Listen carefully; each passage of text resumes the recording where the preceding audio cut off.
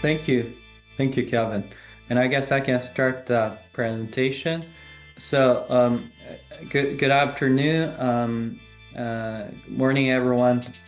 And I'm Xiaopeng or Xiao from UW Madison. So, I'll be presenting the first half of the slides, whereas then I'm gonna together with Heye, my colleague, and then I'm gonna transfer this to our colleagues at UIUC. So we're gonna talk about a joint project on road friction screening and measurement with automated vehicle telematics and control. Besides the people Calvin nicely introduced, we also have Zhao Liang, a PhD student at UW-Madison, and also Caio Beojone, Yudu Tuan, and Yuhui Zhai from UIUC working on this project. So this is an overview about the project budget and timeline, and some basic motivations. So I Professor, guess just I so you can know, just you're not sharing your screen. can you hear me? Yeah, you're not sharing your screen, just so you know. Oh, I'm sorry. Thank you. Okay, great. Yeah. So anyway, this is a timeline and this is budget, and this is about some variant technical targets. I'm gonna explain more detail in the following introduction slides. So we know actually safety is a big issue, and 20% of crashes are actually associated with poor surface conditions, and much of that is related to the weather and road frictions, such as wet roads, snow and ice. And the mechanically, it's basically decided by the tire and road friction. So if the tire and road friction is low in adverse weather conditions, that's going to significantly increase the crash risk. So it is very important to understand the friction mechanism. So how do we really explain that mechanism? I think it can be fairly simply illustrated in this, I call it fundamental function of between two factors. The horizontal x is slip ratio.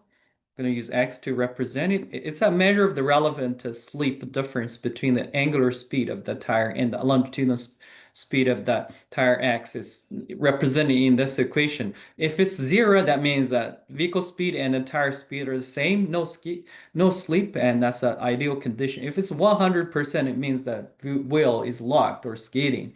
It's a worse situation. And as it increases from 0% to 100%, if you look at the vertical parameter, that is tire road friction coefficient, it increases and then decreases. And and what's important is to understand this max TRFC value. That is maximum tire road friction coefficient for a specific setup, and that actually determines how much force, deceleration, acceleration force the road can support, and therefore it dominates the safety performance. And as you see from this chart, if you have different weather conditions, this max TRFC value varies a lot. And if that becomes really low, and that raises a red flag, and maybe it's not going to be safe. So therefore, it's very important to understand and also measure the max TRFC value in real time, and we can issue the safety warnings, of course, accordingly to reduce the safety risks.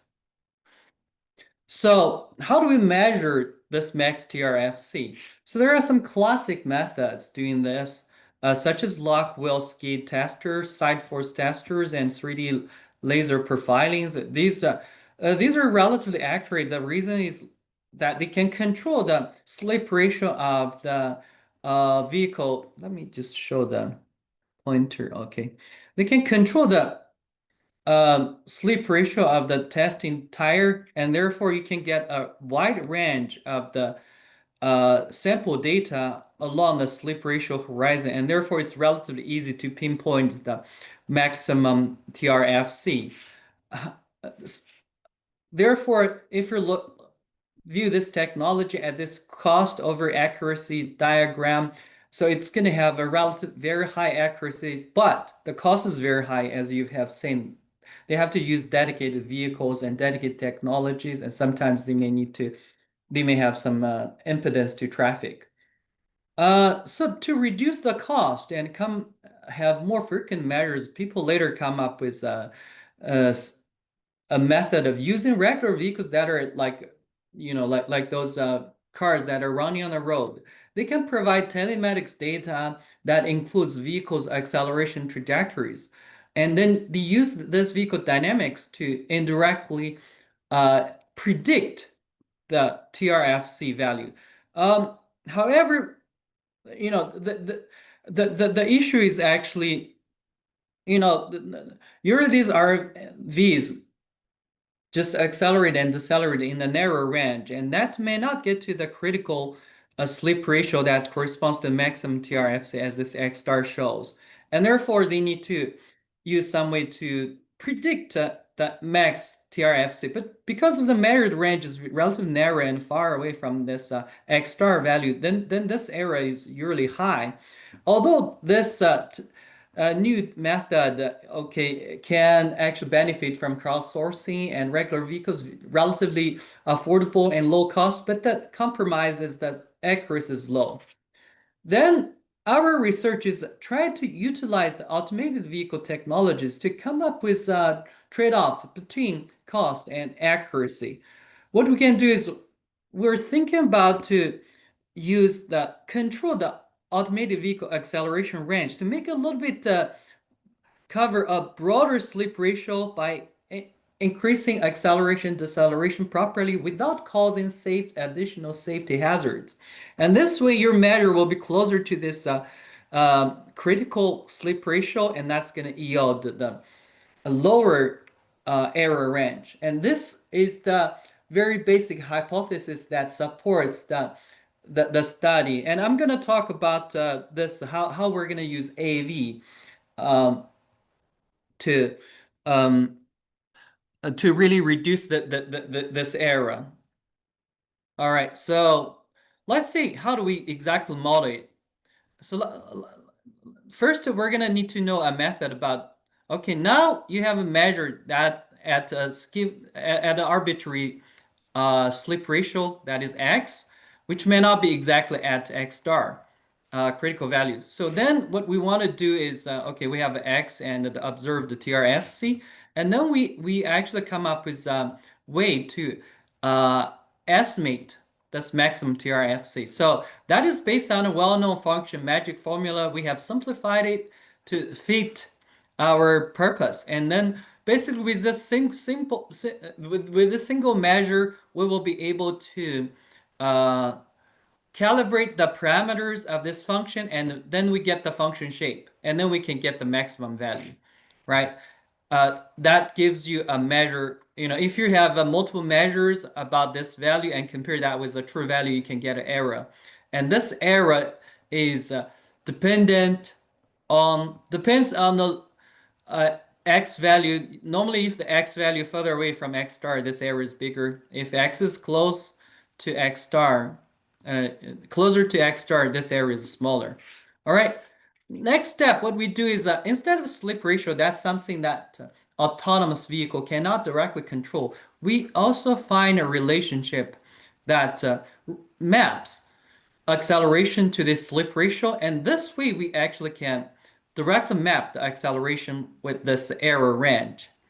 And that way we may control the acceleration of the autonomous vehicles to reduce this error. All right, so we did some tests, real-world tests, and we actually controlled different slip ratio, and we used empirical equation like based on RMSE to test the maximum to use the actually measure the values to predict the maximum TRFC. And what we found, here's the results.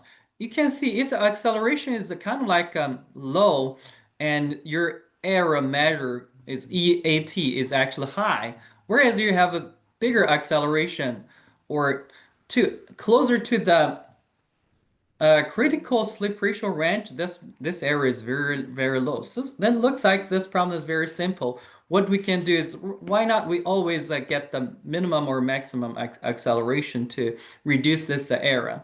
All right, is that something that we can do? All right, does this conclude this project? Actually, it's not as simple as this. Because you're driving in mixed traffic, if you want always to have extreme accelerations of automated vehicles, that's going to cause a lot of hazards of not only the ego automated vehicles, but also the surrounding vehicles. Remember, you drive in the traffic, right? Therefore, we need to be mindful about the safety constraints, and we want to control the AV smartly in a way it gets us closer to the critical acceleration values, but also guaranteeing the safety. All right, how do we model this? So we actually started to think about a traffic stream in, like an, let's say a typical car following behavior. Let's say we have this is a time-space diagram, and these three trajectories are three vehicles, and the middle trajectory is a controlled automated vehicle. And you have a vehicle in front of you, and you have a vehicle after it, preceding vehicle and a following vehicle. So your control needs to be mindful to the preceding vehicle and the following vehicle's movements to make sure that incurred accelerations to the ego vehicle and all these vehicles are not too dramatic. And we started with a single land test, but the idea can be generalized to multiple land tests as well. All right, so this can be formulated in this rigorous equation. It's gonna be like you're gonna minimize the error plus the driving comfort. There is going to be a driving comfort a term that make that the AV behave not too crazily. And also we have a bunch of constraints. Much of that is about the safety of the ego vehicle and also the surrounding vehicles. And also it has some dynamics to show predict the worst case moments of the surrounding vehicles because we want to have the control to be robust. Okay, we put this and we do optimization and we get the acceleration, and that way it's gonna get you relatively relatively high acceleration to get you more accurate measures of the TRFC. Meanwhile, it guarantees the safety. All right, so we did some tests.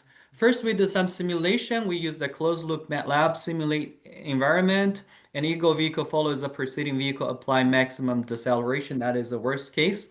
And control strategy uses that calibrated EAT function that based on the optimization model we proposed with all these safety constraints enforced. All right, so here are some of the results, and we see from here we can see that in this control, the ego vehicles, the blue one actually decelerates properly and avoids any safety issues. And here are also some vehicle acceleration, vehicle velocities. We check them; they fall in the right range. Okay, so we're still in the process of doing more simulation tests to show them um, the robustness of this algorithm. Besides, we've also started doing the field tests. So basically, we want to try different road conditions and also basically use automated vehicles to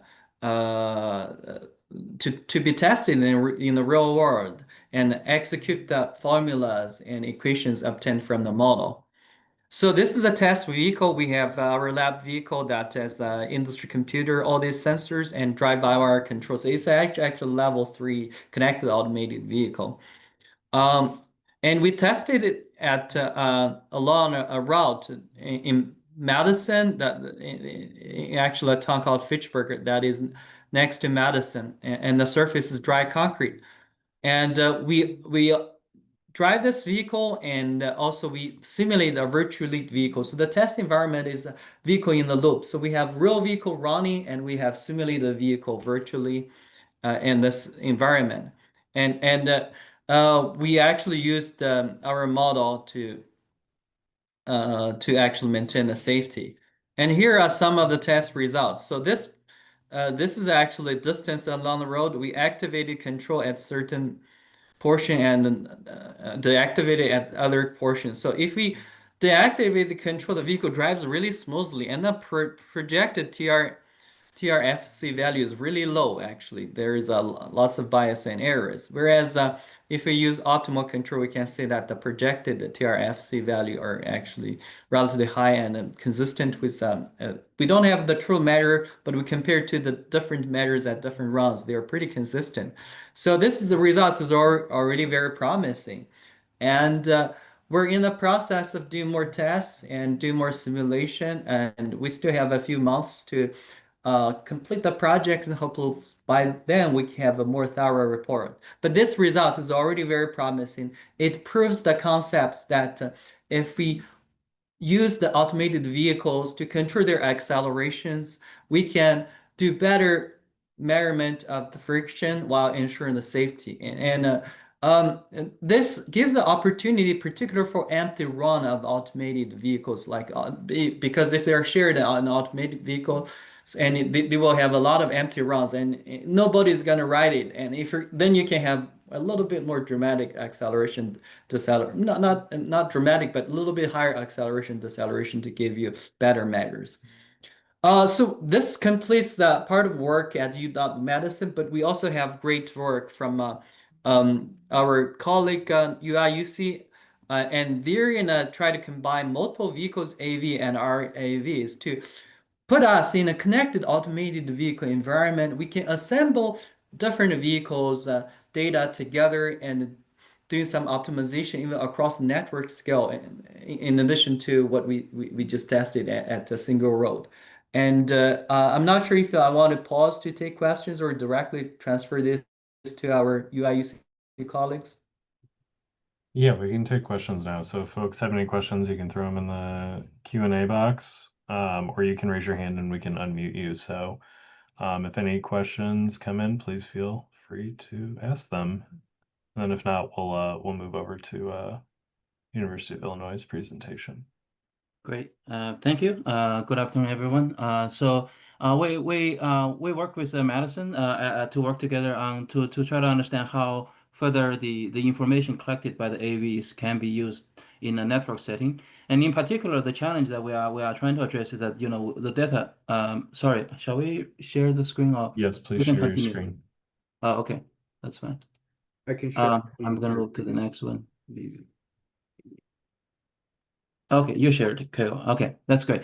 So the major challenge that we are trying to connect the sort of the dots in the sense of that we have individual vehicle collecting the measurement of the slip ratio and also the friction, but then that information may or may not be representative of the real friction that we are interested in getting, and also how that's related to the safety performance of the roads. Just imagine every vehicle may have a snow tire, or maybe have a different sensor that they may create different bias, or maybe efficiency we call in terms of the variance that the collection they have. Then how do we put them together? And particularly with a regular vehicle, as Xiaopeng mentioned earlier, the regular vehicle versus AV, they tend to represent different ranges of the slip ratio. With the AV, we have a chance of getting closer to the peak of the friction as compared to the RV. We really just are at the mercy of the driver, however they want to behave, right? So essentially that's sort of what we are trying to look at. We work very closely with Madison. We have biweekly meetings. Excuse me. So we are trying to put things together in a sense of a network level, how we can best utilize the AV to try to, based on statistical analysis, to try to best cover the network we have. And then most of the DOTs right now, I would say that in the country, from my experience, Illinois DOT, I know that Virginia, I know Florida, I know Kentucky, Arkansas, they have been really putting effort on the friction, because it's really having a big impact on the safety issues. A lot of the roads look great from traditional roughness, or in Illinois we use conditional rating survey, CRS. they look perfect, but then their friction, the aggregate has been polished to the level that actually roads are gonna be facing safety hazards, although they look good. But then whenever there's a raining day, the hydroplane forms on the road, and then vehicles have trouble. So that's sort of the issue that the DOTs are really trying to understand at a network level. But right now, as Xiaopeng mentioned at the beginning, collecting those data for friction data is just starting, and it's very costly. They have specific trucks and machines running around. It's very slow as well. So anyway, so now what we are trying to do here, maybe we want to, as the second bullet says here, we are trying to put the RVs and AVs together. We are sort of, as Xiaopeng mentioned, we are instrumenting we propose at least, we are instrumenting the regular vehicles such that they provide sort of a background information about the network that we face. Then we use AVs as an additional, say, additional sediment that we can use to try to control the flavor of the network in a sense. So that's what we're doing here. Then particularly one of the so two challenges we face here. One is that how do we aggregate the information from multiple vehicles, RV and AVs, such as we can have a sort of a fused data and a coherent vision of how the network looks like in terms of friction. Second is how do we best utilize the AVs to try to maximize its potential, to try to cover the network in the most efficient way. So if some places we already have a lot of RVs, we don't need to run AV as much, right? So that's sort of the idea.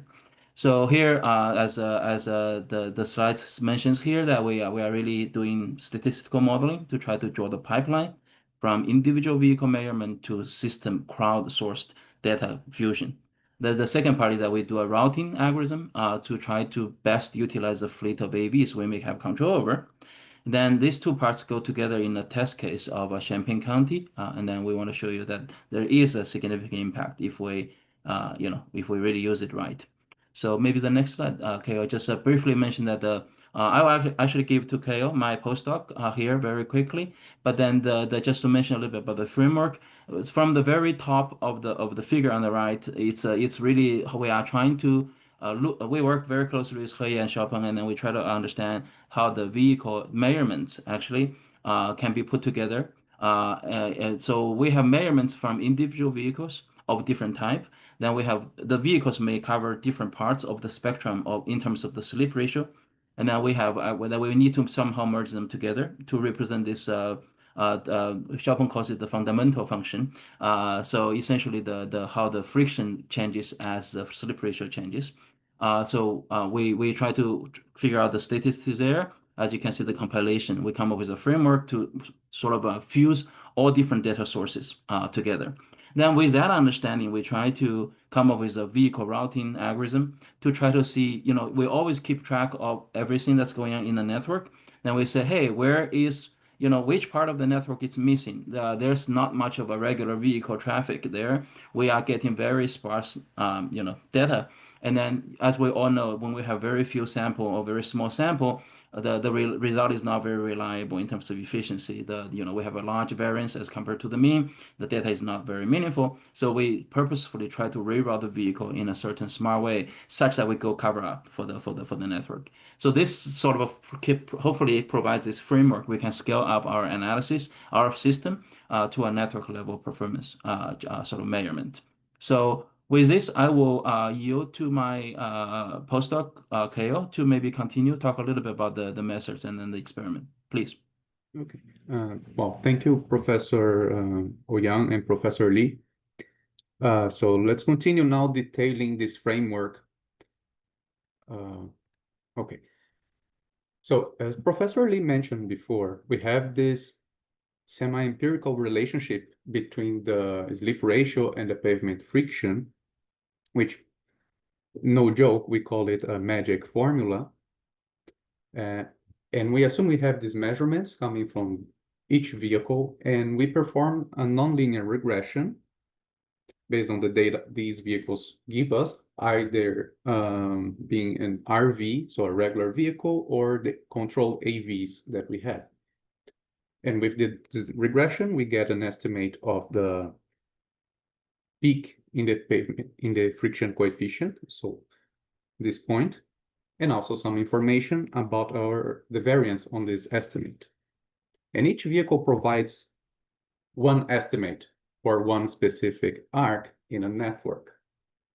So after some time, we collect different estimates from this peak at that specific arc, and we try to combine these individual estimates with different levels of confidence, so different variances around this estimate, into one combined estimate using very inverse variance weighting, providing this single estimate, which by the central limit theorem is Gaussian, with an expected value computed like this, and the variance computed like this.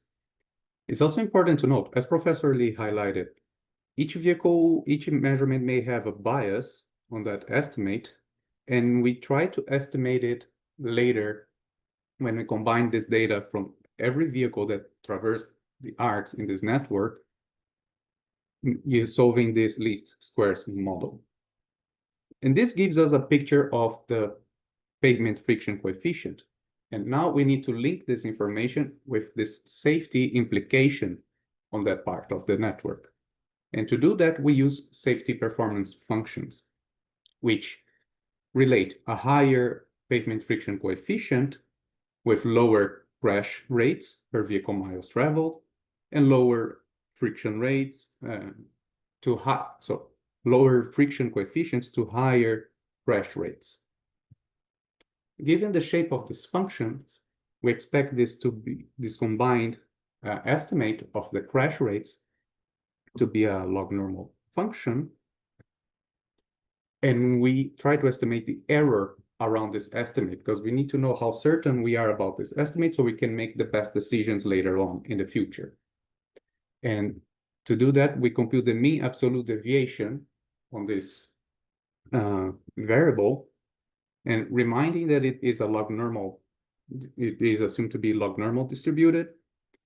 It is not symmetrical, giving extra weight to arcs and areas in the network that are expected to have lower friction coefficients, providing some additional preference for these arcs to get new measurements from these AVs later on. So at the end of this pipeline, where we got all these individual measurements from each vehicle and combined in one error estimate, we move forward with a vehicle routing problem where we try to maximize the potential of the AVs. So we try to use the AVs at their best. And this problem tries to minimize the measurement errors based on the estimates we have, providing decisions on the vehicle routing for a planning horizon of T time steps while checking if arcs were covered. So first, the objective function, as I said, tries to minimize the errors. And the constraint tries to minimize one arc per vehicle per time step. We try to set the vehicle to their starting position, that the paths generated, they are consistent, so the arcs are connected. We check if an arc got a measurement during this planning horizon, and also we define the variables within the binary space. However, it's interesting to note that this part of the problem has a block structure organized for each vehicle, allowing us to leverage this structure into a branch and price algorithm. So we're going to have this column generation problem with a restricted master problem, which is sort of a similar, a linear relaxation, I will call, of a maximum coverage problem, if you think. But the idea here is that we select routes, the columns that we generate, and try to minimize the measurement errors. And how do we obtain these new columns? We obtain them solving this problem, which is basically a shortest path problem, where we start the vehicle at time 0, and at each time step, it has to traverse an arc, trying to minimize its cost, which are based on the duals of the function of the constraints in that block structure. This problem, then we enter on the branch and price. So The branching may have many nodes, and since we have multi-threaded options nowadays to perform computing, we try to leverage this to make this algorithm even more efficient. And given that some nodes in this branching may have different computational times because they may not be feasible or they do not overcome the quality check, or maybe while they are computing a solution, another node had a better solution that it's integer, we choose an asynchronous parallel computing. So we have one core in our CPU that checks the activities of other cores and try to assign them nodes in this branching tree so they can compute the next solution until we have the optimal solution. So in this method, with all this framework, we try to implement this in this prototype case study based on the Champaign County here in Illinois. It's a simulation where we have 650 edges and nearly 280 vertices, where each arc in our simulated environment is approximately 1 mile long, giving us 2 minutes for a vehicle to traverse approximately when they are traveling at 30 miles per hour. And we use this 2 minutes as our time frame to make new decisions. And besides the decisions we make, we want to simulate the collection of data coming from the regular vehicles in this network. And we do this simulating the traffic pattern in this area based on the traffic counts provided by the Illinois DOT. So let's start showing some results for this proposed framework.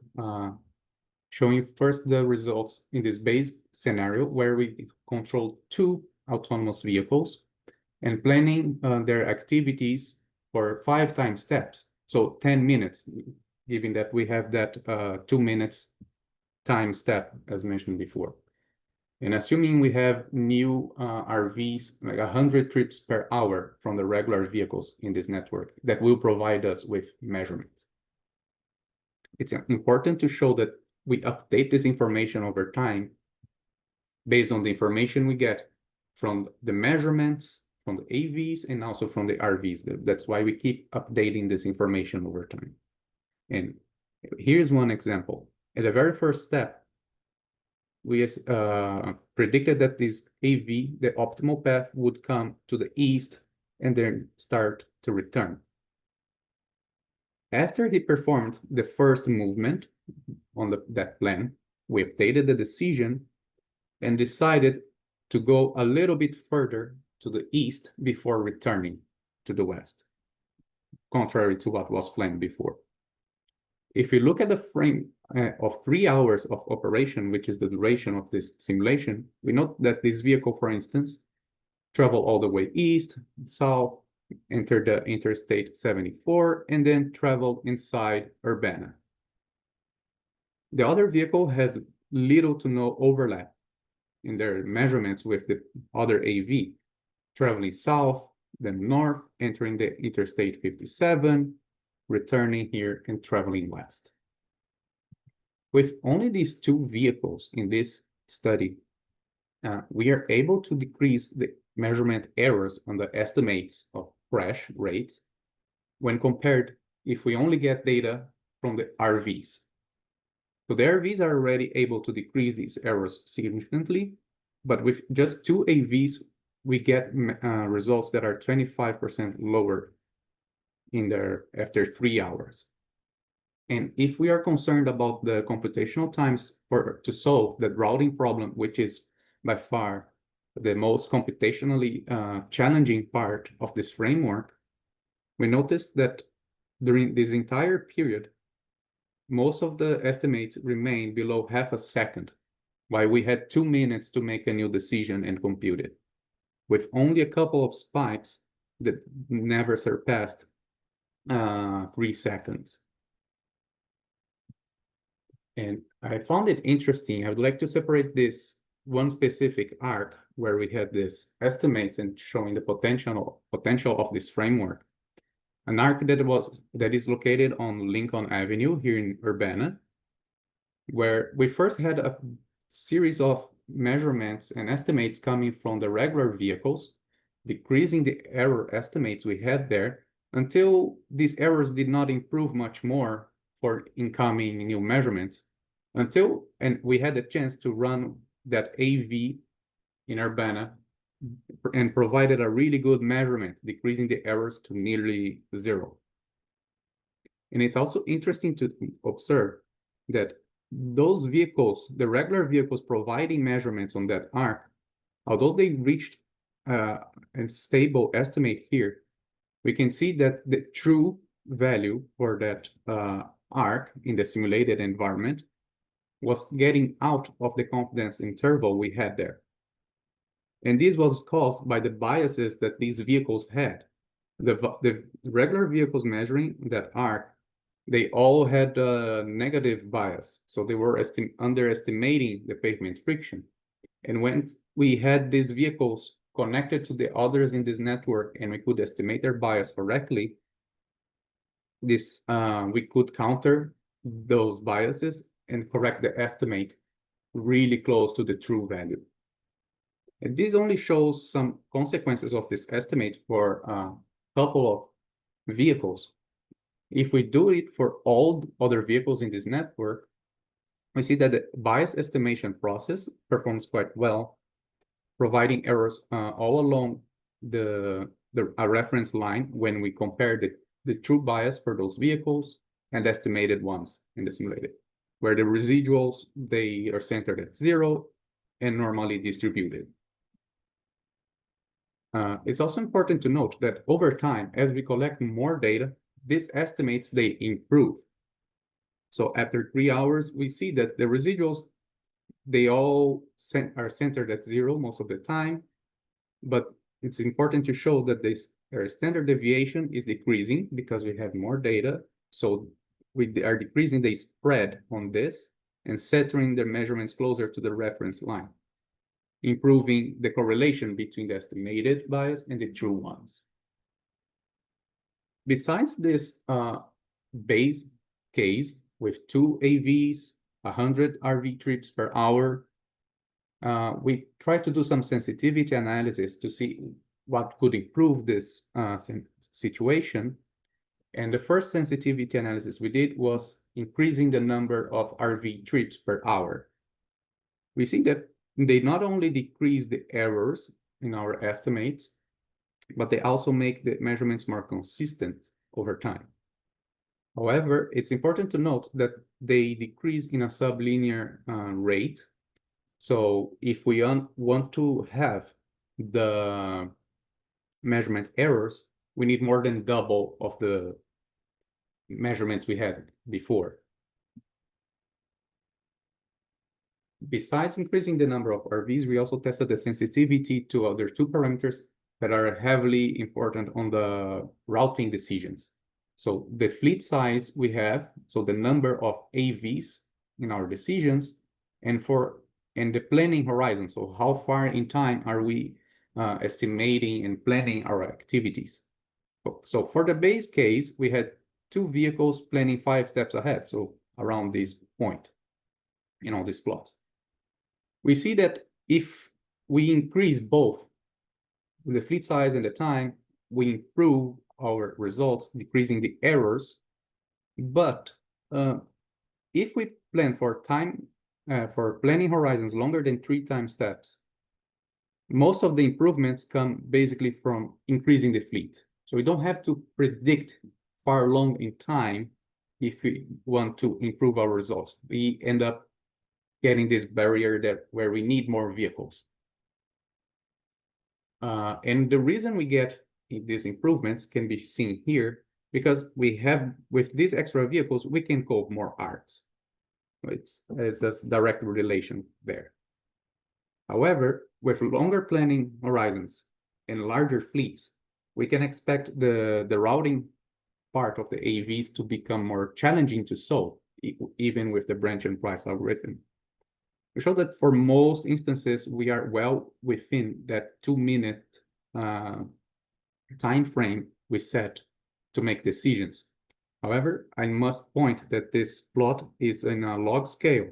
So it happened that in the very last test, where we had 5 vehicles predicting 10 time steps ahead, our results show that on average, we take the 2 minutes to make a solution. So in a real world, it would happen that we would have to implement a suboptimal solution some of the times. So to close this, and before we send to questions and to the audience, I'd like to bring some future research that we had ideas from this project. As Professor Li mentioned, the idea is to collect additional data across diverse roadway surfaces, just asphalt, concrete, gravel, and also under different seasonal variations, rain or dry or even ice. The idea is to leverage the measurements in the field using multiple vehicle types, including the instrumented RVs and AVs for the heterogeneous data acquisition. And if we want to make it operational, such a strategy, we need to assess the operational costs associated with deploying these AVs and quantifying the monetary costs for this error estimation for large-scale applications. And finally, we also need to explore the integration of these strategies into traffic management systems so we can provide proactive safety interventions in the network. This is our plans for the future. With this, I would like to thank the audience and open the floor for questions. And if Professor Li, Professor Ouyang have any remarks to add, please, the floor is yours. Yeah, I can take over from here if you guys don't mind. Yeah, thank you all for your presentation today. But my name's Nick Geese. I'm the Marketing and Media Assistant here at CCAT. And we'll spend the remainder of our time today taking the questions from the audience. And if you have any questions, please place them in the Q&A box. But we did have a question. I think we'll probably readdress the questions that were asked throughout the presentation. So that way someone revisiting the stream can also hear them. But we had a question just before the presentation. We'll address that first. Have you correlated your measurements with current methods of measuring roadway friction, such as ASTM E274 or AASHTO T242?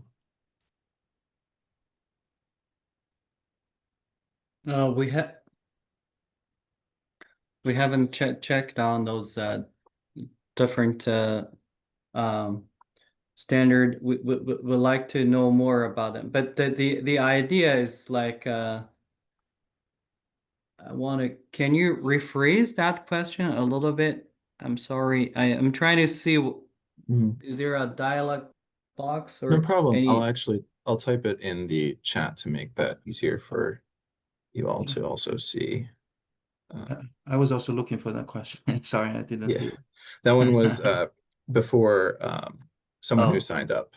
Oh, okay. Also had that question. Yeah.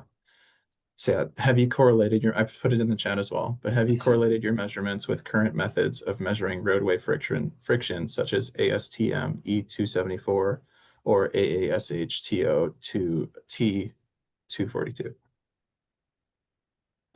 We haven't done that, and those are actually but we plan to actually compare the measures with other standard measurement methods for cooperation. But the idea is it is more about to use the automated vehicles to get some cheaper measures. We may not get as high accuracy as those these are referred to the lock wheel skid tester and other standard test. So what we plan is, if we have a stretch of road that already have that measures, we can do our tests and corroborate our data in the future. Yeah, can I jump in here a little? I would like to say that that was on our plan. We haven't got a chance to do it. We definitely wanted that our measurement to be consistent, at least with other measurements. But actually, right now, based on my understanding, actually different measurements do tend to have different friction values. Even the same measurement method, but driving the vehicle at a different speed, you will get different values. This is actually an open research topic in the literature, I would say, if based on my limited understanding, this is a huge topic that we a lot of researchers are still actively working on. But we definitely want our measurement to be consistent, at least in some way, or we find a stable correlation between ours and other methods. I think at the beginning of our project, we were planning at least also Illinois DOT has an ICART, which is a testing certification track in Southern Illinois. We talked with IDOT about potentially do some tests calibrate to calibrate our measurements in a sense, right? Because they have been building test tracks that have heavily measured friction values. So we take them as a ground truth. We can use them to calibrate our model so as to be well, at least we know the correlation between the two measurements. That was the thinking. So anyway, but that's an excellent question. That's my response to it. Thank you. Yeah. Thank you. All right, the next question. Is there a potential privacy issue, ability to identify or re-identify ability to re-identify or re-identify a vehicle and connect the vehicle with a specific driver, household, or business from unique tire slip dynamics? Yeah, I typed an answer. Maybe I jump. I know Heye also typed the answer, but I think that's first is to acknowledge we haven't worried about it. I think at this stage we are more focused. So far in the project, I'm speaking at Xiaopeng and Heye. Feel free to correct me. I think we are more focused on the technical side of things and how to make it work. We were really worried about in the past year how to make the measurements to work together, and then we can have different measurements work together on a network level. But we have not we haven't, at least I have not thought about how to address the privacy issues. In some sense, actually, it's interesting when I was typing that answer, I was thinking, in some sense, we want to have some recognition of the vehicles because every vehicle brings a bias. And we want to have a little bit knowledge about how biased that observation is, such that we can put together. But we definitely understand that there's privacy issue we need to take very seriously. So I think Heye had some also, there are some standard ways of trying to address those issues I think we can follow. I think Heye, you wrote some details. Maybe you can elaborate a little bit more about how we could potentially address the privacy issues. Yeah, please. Yes, thanks, Professor Ouyang. Yeah, as Professor Ouyang just mentioned, actually in this week, we haven't considered too much about the privacy problem. What we want to contribute is to achieve accurate measurement efficiency and performance. So when we connect a lot of data, maybe these privacy concerns could arise. But we can have some solutions to avoiding storage of the raw longitudinal data, because actually we don't directly use the raw data. We just combine and convert this data by the specific methods like the magic formulation to transform the data. So we can in original we can avoid this problem. Yeah, I hope this answer can reply your question. Thank you. I just want to add a bit more. Actually, the privacy concern is not as significant as those telematics data for all origin destination studies. So we can, there is some standard treatment of chopping them into small pieces to avoid people from being identified. So yeah, since there are already telematics data as commercially available that probably have more privacy concerns, like they have long trips, and what we all have is like single point, individual point of our privacy concerns, much less than those data that are already off the shelf for sale. Yeah. Great, thank you. The next question. Side slip angle also depends on the localizer accuracy, especially heading angle. So how do you compensate localizer error in the side slip measurement? I believe actually we haven't used the side slip measurement method. We're just using measure the wheel speed versus the vehicle speed and use the directed sleep ratio method. So I'm just trying to, Yeah. not sure if that answered the question. If I may jump in, if I may guess this question a little bit, is that some of the other measurements, such as the scream, the trucks, they try to tilt the vehicle a little bit, the tire.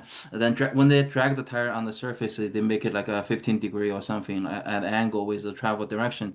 I assume this is where the question is coming from. The short answer, as Xiaopeng said, we haven't considered that. This is just starting. We thought this is a very promising area, but we have a lot to cover first. And then this will be but this is an excellent question. Well, maybe the vehicles we have in terms of AV and regular vehicles, the way to measure any sort of a side